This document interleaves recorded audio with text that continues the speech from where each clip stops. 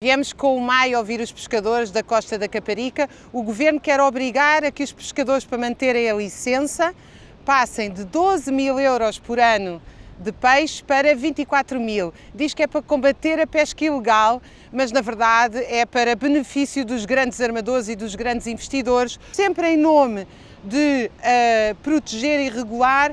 O que o Governo está a fazer é acabar com a autonomia destes pequenos pescadores que não conseguem subsistir com leis destas que só favorecem a grande concentração de riqueza. Vamos ouvi-los.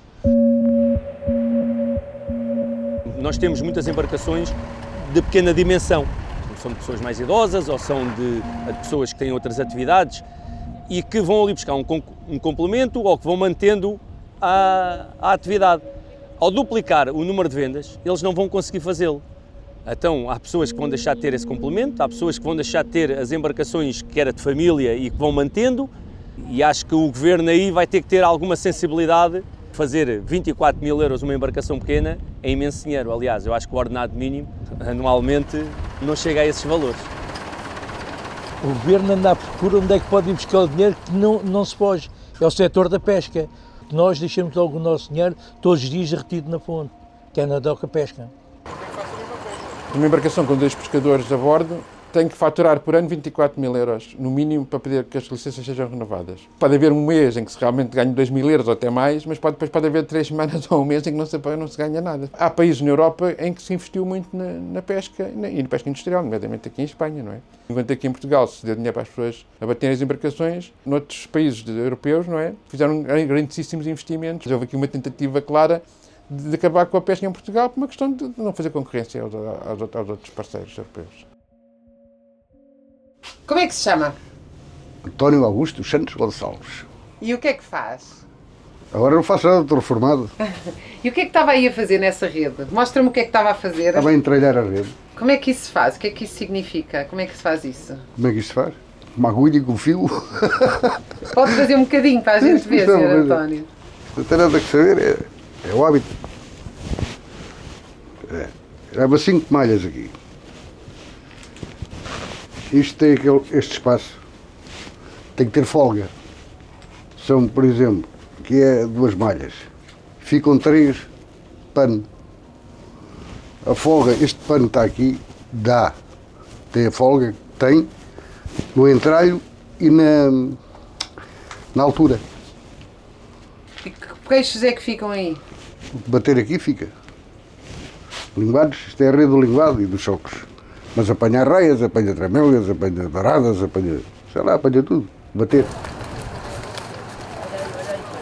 Há 20 anos atrás o peixe valia mais dinheiro que vale hoje, por causa da questão da lota, ser um leilão invertido, e porque depois, com a facilidade dos telemóveis e uma série de formas de comunicação alternativas, é fácil combinar-se, portanto, e decidir-se quanto peixe é que vai estar no mercado nesse dia ou no dia seguinte, e compra-se menos peixe e compra-se barato e depois vende-se muito caro.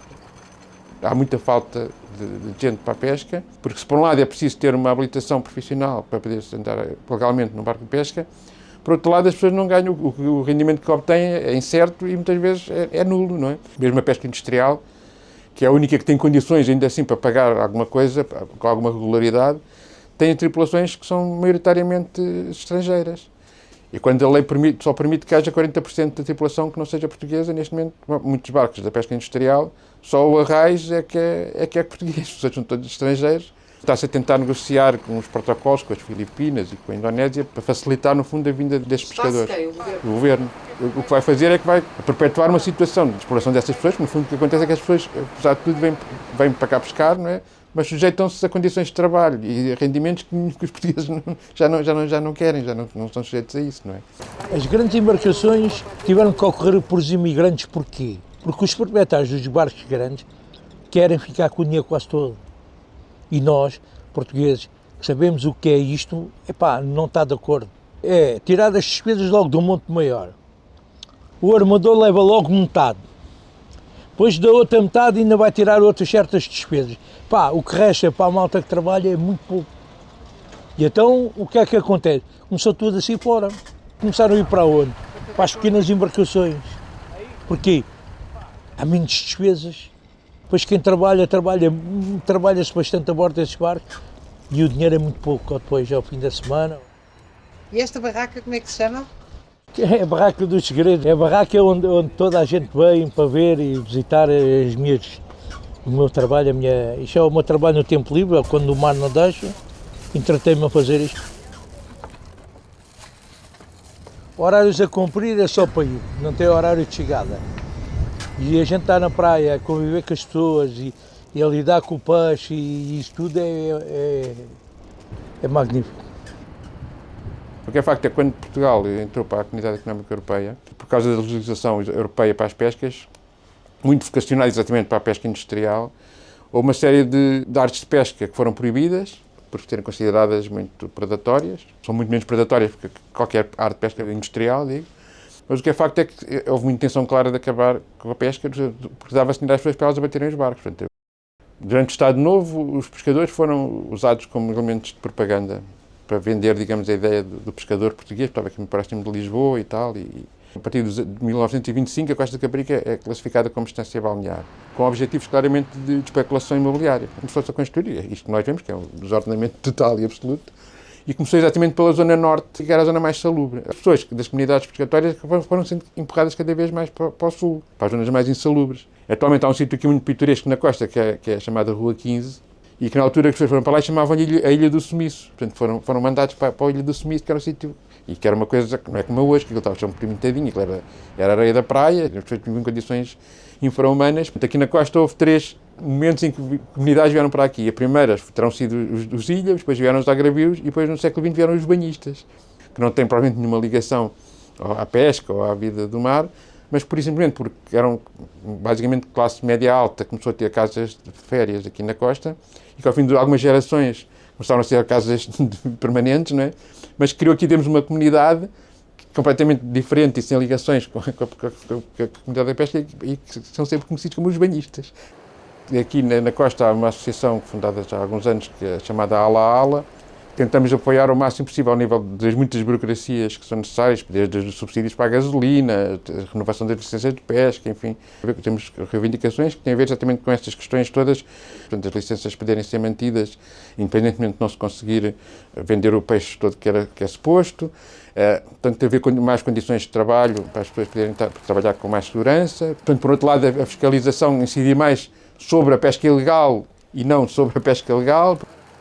A gente pode pescar nas áreas não concessionadas, mas como as áreas não concessionadas estão no meio das concessionadas, nós não podemos circular com os tratores pela área concessionada nesse período. E muitas vezes é nessa altura do dia em que está peixe e nós não podemos ir pescar porque não temos acesso à praia. Andamos há muitos anos a reivindicar um corredor de acesso que nos permita aceder às áreas não concessionadas em qualquer hora do dia, principalmente no verão. A Arte Chábega legalmente pode vender o peixe na praia a quem lá estiver na praia. Mas como nós não podemos pescar de dia, só podemos pescar de noite, não temos essa vantagem porque não está lá ninguém para nos comprar o peixe. Não é? Também, não há memória de nunca ter havido um acidente que fosse com ninguém por causa da pesca, com ninguém, com banhistas. E por outro lado, até uma coisa que há muitas pessoas que gostam imenso, que até atrai as pessoas gostam muito de ver o peixe a chegar, há umas que não gostam, mas há outras, até um elemento que até do ponto de vista do turismo, que é uma coisa que eu não valorizo, mas que até isso, no caso aqui da Costa da Caparica, que tem ainda mais esta situação de ter uma arte de pesca inventariada, com património material, até acho que devia ser mais aproveitado isso no sentido de ter, que as pessoas pudessem chegar à costa e ter, saber as praias onde se está a pescar, que tipo de peixe é que se apanha, e até poder comprar o peixe, efetivamente. Mas são coisas que até agora nunca foram minimamente valorizadas, portanto, e continua sempre no mesmo registro, que é o surf, e não tenho nada contra o surf, mas que é uma atividade, de facto, que é considerada importante e é muito valorizada pelos poderes locais. A pesca parece que é sempre para ver se eles desistem, se não se vêem, depois está sujo e depois não sei o quê. Portanto, há sempre um estigma que pesa sempre sobre a pesca e sobre os pescadores, que se perde sempre relativamente ao turismo. Não é?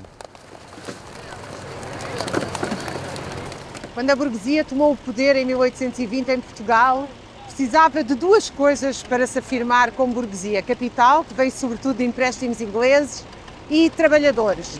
Trabalhadores que não tivessem nenhuma autonomia nem nenhuma liberdade, força de trabalho. Para isso, acabou com a autonomia dos camponeses e com a autonomia dos artesãos, com regulamentos, taxas, impostos e uma série de leis que expropriaram a capacidade livre de se viver do seu próprio trabalho É isto justamente que estão a fazer agora com estes pequenos pescadores, ao imporem este aumento de que eles, para continuarem a ter uma licença de pesca, têm que apanhar 24 mil euros de peixe por ano e não os 12 mil euros que estavam previstos antes deste governo. É apenas mais uma lei para garantir que esta força de trabalho, que estes homens que têm liberdade, que controlam o seu próprio trabalho, de certa forma, embora sujeito aos ditames da natureza, passam a ser proletários, força de trabalho que tem que ir vender a sua força a uma multinacional, a uma corporação, a uma fábrica onde não têm qualquer autonomia.